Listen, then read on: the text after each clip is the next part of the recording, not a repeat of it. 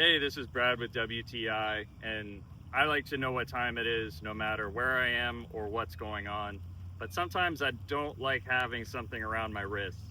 Well, that's where this Dakota pocket watch comes in really handy. What's really nice about it is that it's got a really strong carabiner. It sits right there in your belt loop. And what's really cool is it goes right in that little pocket in your jeans.